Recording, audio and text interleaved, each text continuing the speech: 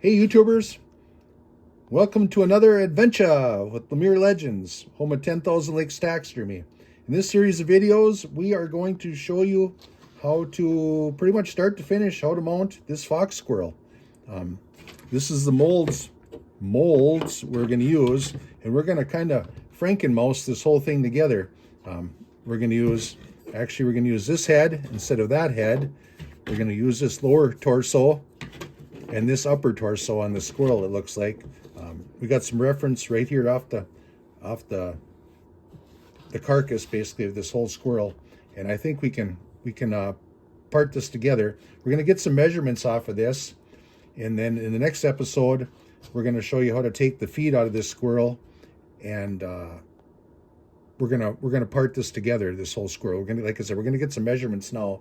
And the part we have to kind of tap dance around this in the taxidermy world is obviously there's a lot of folks out there, and this isn't a jab at YouTube or anybody that watches this. There's going to be a little graphic content. It is taxidermy, but you know, this day and age, I mean, obviously people don't know where their McDonald's hamburger comes from, so we're not going to show the skinning part of this squirrel in the video, but we will show you the rest of it, turning the ears, how to make a tail, how we pull the tail out of there, how we turn the feet.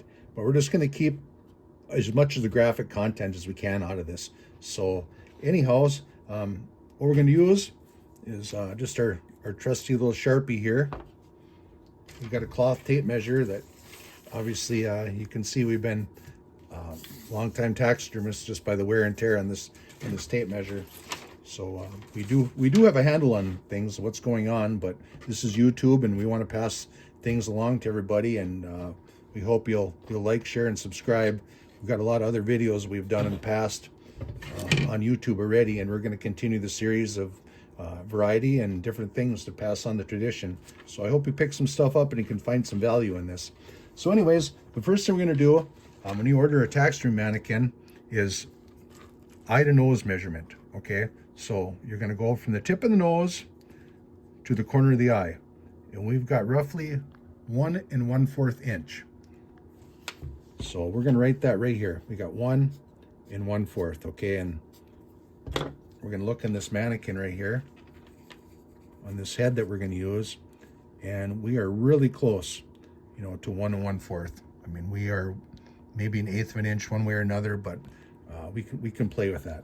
The next one we're going to do is the nose to the back of the skull, which is about right there, about 3 inches. Okay, so we're gonna go on this mannequin here, and we are about there, about 3. So that's going to work out really nice for us. So that's the head we're going to use. You can pretty much tell when you match it up that, you know, width-wise across here, it's going to be pretty close. Now you got to keep in mind that there's quite a bit of fur on here, and that's why this looks a little bit bigger than this, but that's going to be a good match. Okay, and then the other thing we're going to do now is, okay, this is the rear torso, or the rump of the squirrel that we're going to use. You lay these legs out. Okay, we're going to do this like he's going to be crawling up the side of a tree, basically. So when you put this in here, okay, you can tell, okay, that's going to be a pretty good fit right there. All right, but what's not going to be a good fit is the way this is molded down in here.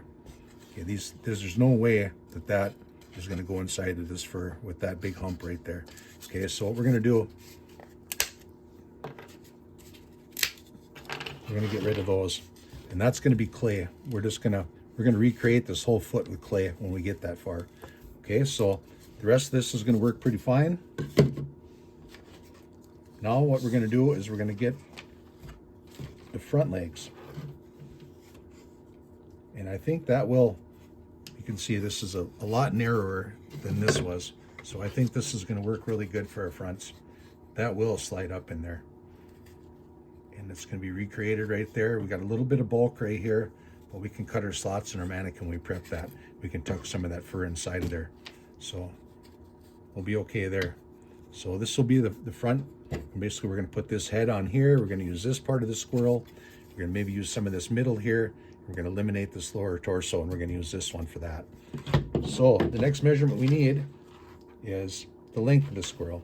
So Going to go from the nose basically to the base of the tail, which is roughly, we're going to say 11 and a half inches. All right, so we're going to write that on here.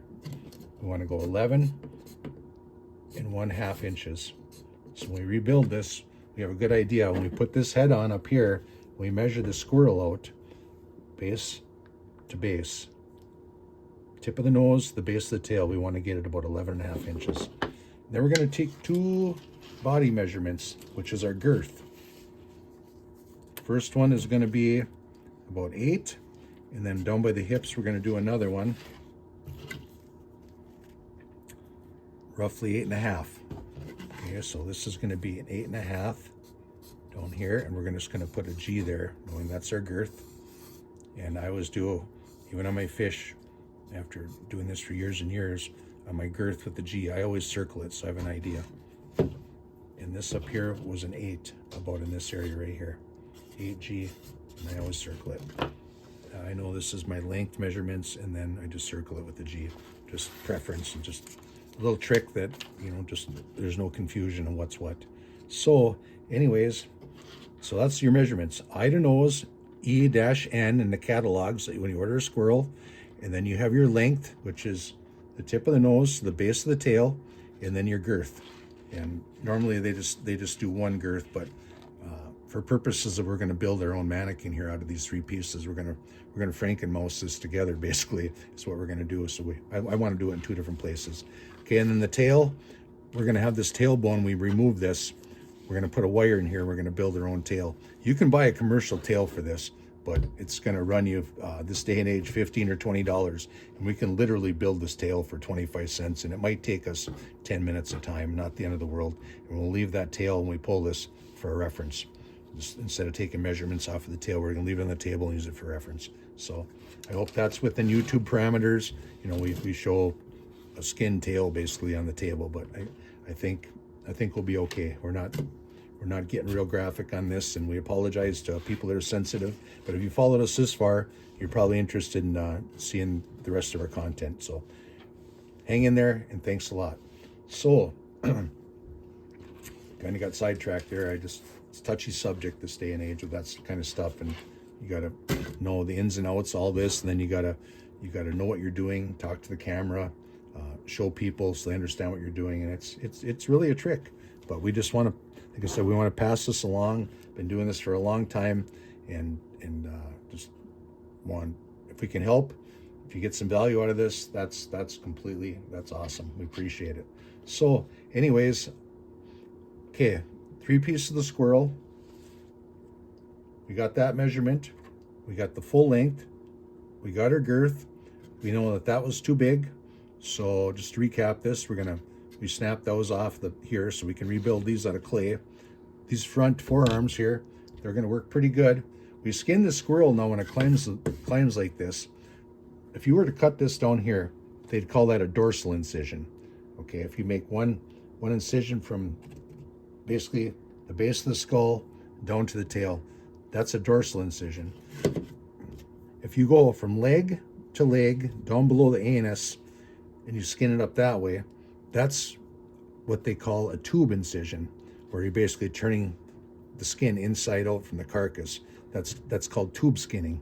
Okay, but what we're going to do is we're going to cut this on the belly side of this squirrel.